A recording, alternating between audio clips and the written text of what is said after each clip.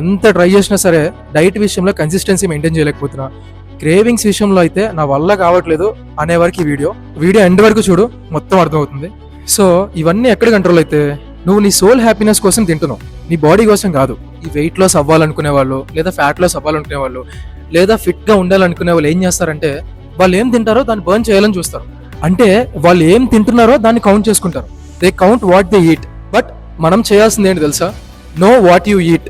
అంటే నువ్వేం తింటున్నావు తెలుసుకో ఫస్ట్. నీ హోల్ బాడీలో నీకు ఎనర్జీ ప్రొవైడ్ చేయాలన్నా, నువ్వు ఫ్యాట్ లాస్ అవ్వాలన్నా, వెయిట్ లాస్ అవ్వాలన్నా, వెయిట్ గెయిన్ అవ్వాలన్నా, ఫిట్ గా ఉండాలన్నా సరే 3 ప్రైమరీ సోర్స్ ఉంటాయి: కార్బోహైడ్రేట్స్, ప్రోటీన్స్, ఫ్యాట్స్. ఫస్ట్ వీటి గురించి తెలుసుకోవాలి మనం. వీటినే మ్యాక్రో న్యూట్రియంట్స్ అంటారు. ఫస్ట్ వన్ కార్బోహైడ్రేట్స్, అంటే ఎనర్జీ సోర్స్ అన్నమాట. నువ్వు డే టు డే యాక్టివిటీ చేయడానికి, లేదా నువ్వు వర్కౌట్ చేసినప్పుడు నీకు ఎనర్జీ కావడానికి ఇది ఒక ప్రైమరీ సోర్స్. కార్బోహైడ్రేట్స్ తీసుకోవడం వల్ల ఏమవుతుందంటే, నీ బ్లడ్ లో గ్లూకోజ్ లెవెల్స్ ని ఇంక్రీజ్ చేసి నీ బ్రెయిన్ కి, బాడీకి ఎనర్జీని ప్రొవైడ్ చేస్తుంది. And second one protein.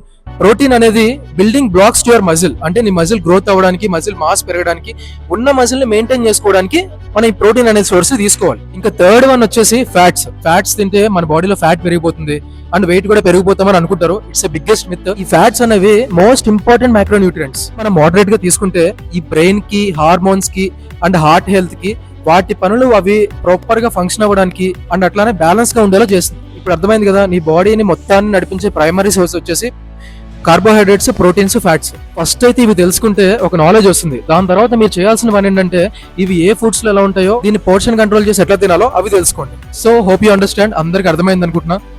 ఇంకేమైనా డౌట్ ఉంటే ప్లీజ్ డూ కామెంట్. అండ్ అట్లానే కంటెంట్ నచ్చితే మాత్రం మీ ఫ్రెండ్స్ కి షేర్ చేసి ఫాలో కూడా చేయండి. Thank you.